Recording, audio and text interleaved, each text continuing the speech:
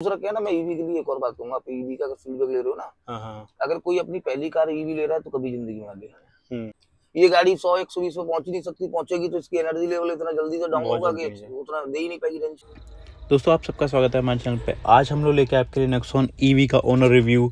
Owner जी थोड़ा गर्मी की वजह से नीचे नहीं आए थे, तो इसीलिए सारी गाड़ी का शूट हुआ है गाड़ी के अंदर ही, और आपके सारे डाउट्स क्लियर हो जाएंगे जो भी नेक्सॉन ईवी से रिलेटेड हैं। बाकी आप लोग भी अपना ओनरशिप एक्सपीरियंस शेयर करना चाहते हैं, कॉन्टैक्ट डिटेल स्क्रीन पर मिल जाएगी, वहाँ से कॉन्टैक्ट कर सकते हैं। और हमारे चैनल को भी सब्सक्राइब कर दिए ऐसी कार रिलेटेड वीडियोज़ के लिए और ऐसी ओनर रिव्यूज़ के लिए। बाकी ओनर जी से बात करते हैं और उनका एक्सपीरियंस शेयर करते हैं।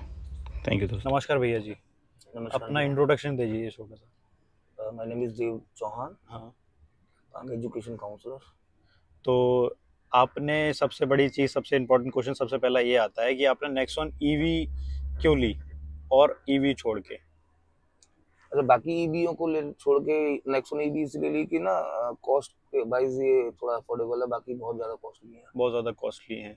हुंडई की कोना है वो भी बहुत ज्यादा महंगी है। मेरे पास एक एमजी है, एमजी में हेक्टर है मेरे पास, उसकी भी जेडएस आती है ईवी में, वो भी बहुत कॉस्टली है। वो भी बहुत कॉस्टली है।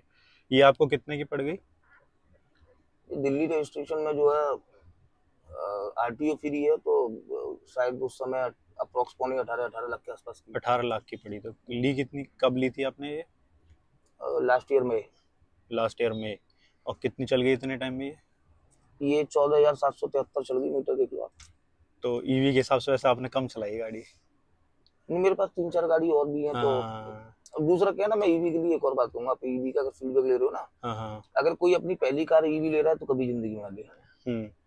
अगर आपके पास 2-4 गाड़ी हैं, दो नहीं एक और गाड़ी है, और आप दूसरा गाड़ी रखना चाहते हो तब ईवी लीजिए, क्योंकि अभी मार्केट इतना ट्रेंड नहीं हुआ है कि ना हर जगह इसके चार्जर वगैरह आपको मिल जाए, और चार्जिंग मिल भी जाएंगे तो आपको आधा 1 घंटा वहाँ खर्च टाइम देना पड़ेगा। दूसरा, आप ईवी के हिसाब से अगर इकोनॉमिकली चलेंगे तो 80 से ज्यादा चल नहीं पाएंगे, मगर आज इंडिया के हाईवे इतने बेहतरीन बन रहे हैं ना कि आप 100-120 पर कब पहुंच जाते हो पता ही नहीं लगता। ये गाड़ी 100-120 पे पहुंच ही नहीं सकती, पहुंचेगी तो इसकी एनर्जी लेवल इतना जल्दी से डाउन होगा कि उतना दे ही नहीं पाएगी रेंज। तो ये रेंज कितना दे देती है भैया? कंपनी 306 का बोलती है, मगर मुझे लगता है कि आप बहुत संभल के चलोगे तो 280, 60, 70, 80 दे सकती है। बहुत संभल के मतलब कैसे? जैसे कितनी? मतलब 60-80 के ज्यादा मत चलो, 70-60-70 के आसपास चलो, मिड में चलो। यहाँ एक ना इकोनॉमिकली एक लाइन होती है जिसके आसपास आप चलोगे तो सबसे ज्यादा रेंज होती है। हाँ, ये ब्लू कलर की जो है ना, इसके ऊपर नीचे जितना फ्लेक्सिबल होगी उतना ही ज्यादा कम देगी, और जितना उस पे पैरेलल चलेगी तो उतना ज्यादा देती है रेंज। तो आप इससे मैक्सिमम कितनी दूरी तक गए हैं कंटिन्यूस? मैं ज्यादा इससे एक बार मसूरी घुमाया हूँ। मसूरी कितना किलोमीटर पड़ गया होगा? मसूरी 320 किलोमीटर अप्रोक्स होगा यहाँ से, दोनों तरफ से 640 के आसपास हो गया। तो चार्जिंग का कैसे किया आपने हाईवे पे? चार्जिंग में, हाँ, ये मुजफ्फरनगर में एक फन फूड है, वहाँ पर एक चार्जिंग है। बाकी दूसरा फिर देहरादून में पैसिफिक मॉल है, वहाँ चार्जिंग स्लॉट है। तो जब आप अगर प्लानिंग के साथ जाते हो तो कॉस्ट तो ऑब्वियसली ईवी की कम पड़ती है, और कार कॉस्टिंग ज्यादा इसीलिए है ना।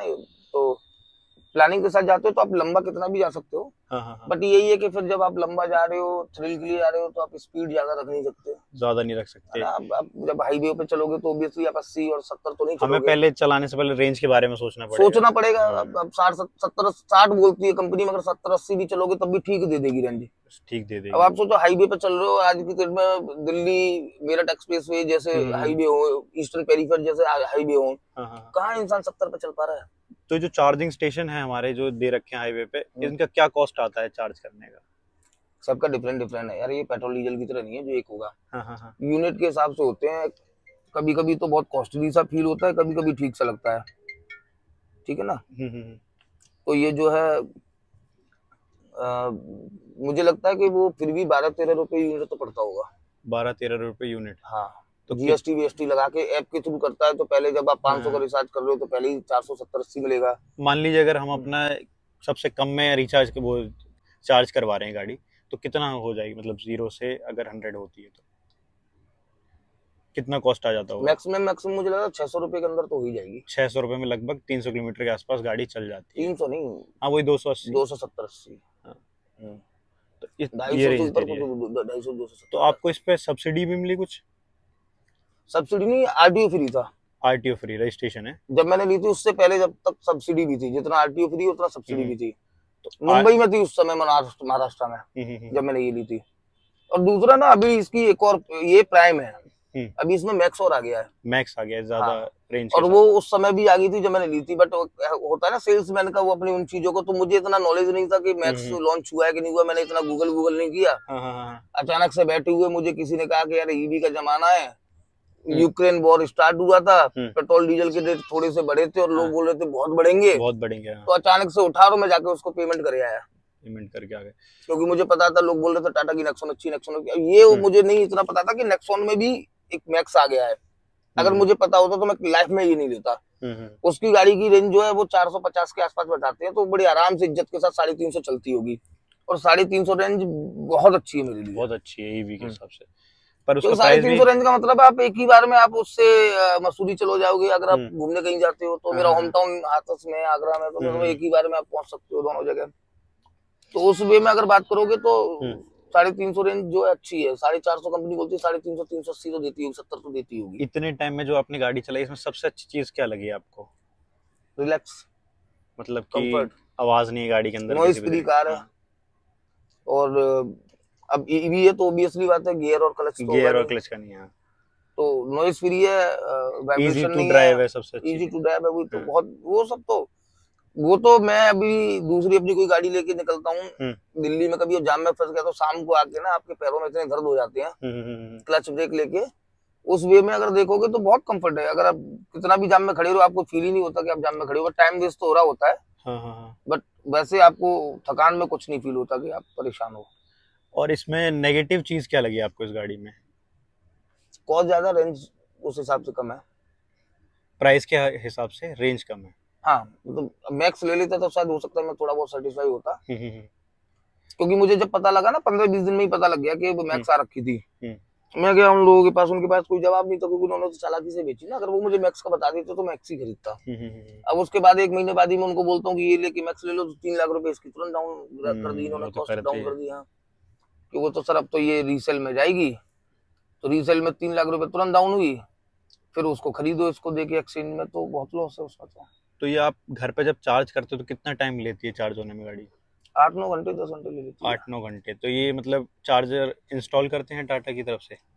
हाँ, वो इंस्टॉल किया, वो जो चार्जर इसमें आता है वही, ये भी सबसे बड़ा प्रॉब्लम है कि जब वो बताते हैं तो वो चार्जर कहते हैं घर पे आपको चार्जिंग लग जाएगा, एक ये आपका लैपटॉप की तरह वायर वाला चार्जर है, बट वो एक ही होता है। घर पे जो आते हैं वो उसको चार्ज करने के लिए एक पैनल बोर्ड लगा के जाते हैं, एक तरह से चार्जर यही होता है। तो उस चार्जर को दूसरा आप सोचो कि एक गाड़ी में पड़ा रहे, वहां रखे रहे, तो उसकी कॉस्टिंग 30,000 के आसपास है, और आ जाएगी अगर हम लेके चलते अलग से लेंगे एक और चार्जर तो 30,000 के आसपास की कॉस्ट है।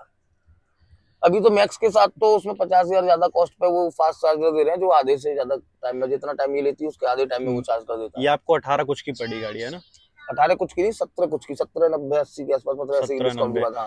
तो आपको 18 के आसपास मान लो। तो मैक्स कितने की पड़ रही थी?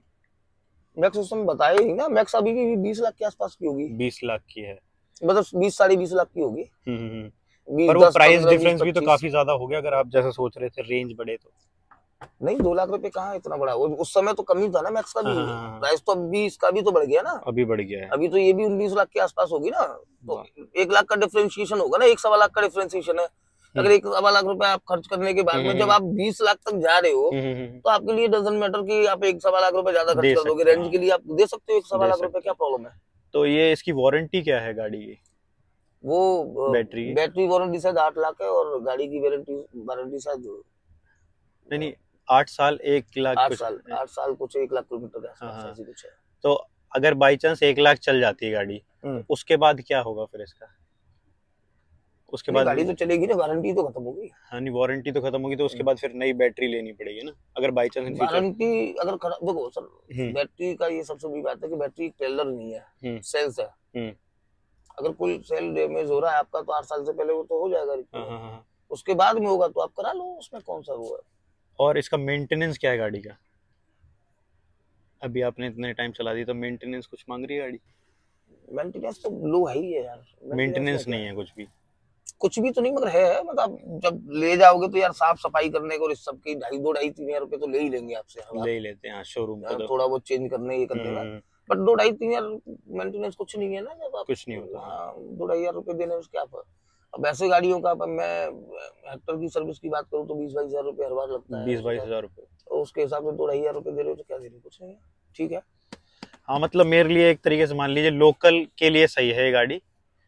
अगर कोई ये सोच ले लोकल के लिए 100% है। आपको दिन भर में अगर 200 किलोमीटर की ड्राइव करनी है रोज की, शहर में घूमने में ऐसे वैसे, तो ये परफेक्ट है। अब कैलकुलेट करोगे, जब आप बाहर घूमने की बात कर रहे हो तो बड़ा मेथोडोलॉजी से, बड़ा टाइमिंग को सेट करके आप चलोगे। आप यूं नहीं मुंह उठा के कहीं चल दिए वैसे डीजल की पेट्रोल की गाड़ी लेके, क्यों? क्योंकि आपकी 250 किलोमीटर तो ही चलेगी, 260 या 250 अगर हाईवे पे जाओगे। अब 250 किलोमीटर में ये थोड़ी ना कि 250 चलाने के बाद 0 पे करके इसको चार्जिंग पे लगाओगे, नहीं ऐसा और तो 250 किलोमीटर चलाने के लिए आपको हर 150-200 के बाद ही चार्जर ढूंढना है, हाँ। हर 150-200 पे आपको चार्ज करनी है इसको, फिर आगे आप चलो हर 150-200 पे चार्ज करके 200 पे मैक्सिमम 50 का तो आप मार्जिन लेके चलोगे ना। हाँ मतलब कहीं ना कहीं दिमाग में यही रहेगा कि चार्जिंग स्टेशन देखना है, चार्जिंग तो आप जब भी इसको लेके जा रहे हो फुल प्रूफ ट्रिप प्लान करके जाओ, क्योंकि चार्जर बहुत लग गए, अभी इतने तो नहीं लगे बट फिर भी ठीक है। जैसे आप राजस्थान की तरफ जाते हो आपको चार्जर है ज्यादातर मुझे लगता है, और आप जैसे मसूरी जाओगे घूमने जाओगे तो नैनीताल जाओगे, ये सभी जगह पे होगा। हाँ, अब मैंने तो यहाँ मैं अपनी एमजी से गया तो मैंने वहां देखा था डीएल नंबर कार ये ईवी की कसौल में भी थी। अब वो हाईवे पे पेट्रोल पंप पे जाते जो जहाँ ज्यादा है, तो आपको जब नॉलेज होगी तो आप ऐप पे, क्योंकि कई सारी ऐप है, स्टैटिक्स है, प्लगशेयर है, टाटा की अपनी ऐप है, तो सारी ऐप को आपको पूरा छानना पड़ेगा किसका चार्जर कहाँ लगा हुआ है, पूरा पेपर पे एक ना आपको अल्टरनरी तैयार करनी पड़ेगी कि आप आज निकल रहे हो तो अपना अल्टरनरी बनाओ कि आज इतने बजे निकलूंगा, पहला स्टॉप इस चार्जर पे लूंगा, दूसरा स्टॉप उस चार्जर पे लूंगा, तीसरा स्टॉप उस चार्जर पे लूंगा। तो आप अल्टरनरी बना के आप निकलोगे तरीके से, सारी ऐप पे जा जाके स्टैटिक्स का कहाँ पर है, टाटा का कहाँ पर है, प्लगशेयर से सारे पता लग जाते हैं। एक रूट पे हाईवे पे जैसे जो भी आप टिप डालोगे तो उसपे जितने भी चार्जर होंगे वो प्लगशेयर दे देता है। तो ऐसे आप पूरा तैयार करके अल्टरनरी, अगर आप जा रहे हो कि आपको पता है कि भाई इतने किलोमीटर पे जाने के बाद मुझे स्टॉप लेना है और इतना किलोमीटर के लिए लेना है, तो ऐसे करने के बाद अगर आप यूज कर रहे हो तो ठीक है, नॉट बैड। तो इतने टाइम में आपको कोई किसी तरीके की परेशानी गाड़ी से क्या परेशानी नहीं? मतलब आप इतनी देर से बैठे हो, एसी चल रहा है, हम भी बैठे हैं, तो कोई दिक्कत नहीं है, गाड़ी ठीक है, कोई दिक्कत नहीं है, गाड़ी ठीक है, परफेक्ट है। बस भैया धन्यवाद, आपने अपना कीमती समय दिया उसके लिए बहुत बहुत शुक्रिया। Thank you so much. Thank you.